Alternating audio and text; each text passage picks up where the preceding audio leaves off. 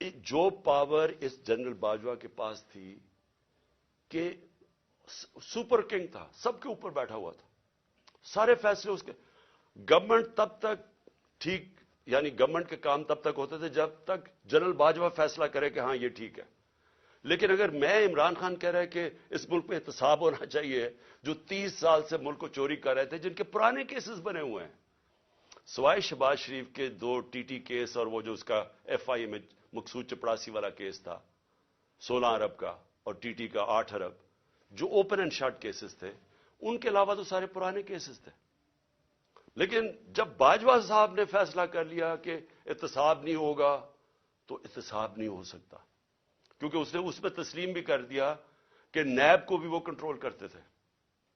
سو NAB بھی ان کے ہاتھ میں تھی، تو اکاؤنٹیبلٹی اگر وہ نہیں فیصلہ کرتے تو نہیں ہو سکتی، کیونکہ سپر کنگ ہے وہاں بیٹھے ہوئے. اس سے کیا چیز سامنے آئی کہ ایک آدمی کو جب اتنی زیادہ پاور مل جائے لیکن اس کو کوئی پوچھنے والا نہیں ہے، کوئی چیک نہیں کر سکتا. تنقید تو عمران خان کی ہوتی تھی ہر دوسرے دن، ہر روز ٹی وی پہ گالیاں سن رہا ہوں، تنقید ہو رہی ہے. پنچنگ بیگ تو میں تھا، پاور وہ لے کے بیٹھے تھے. فیصلہ جو کرنا ہے وہ، اگر وہ فیصلہ میں کوئی پالیسی وہ مانتے تھے تو وہ ہو جاتی تھی. اور خوش قسمتی سے کرونا کے اوپر ہم ایک پیج پہ آ گئے.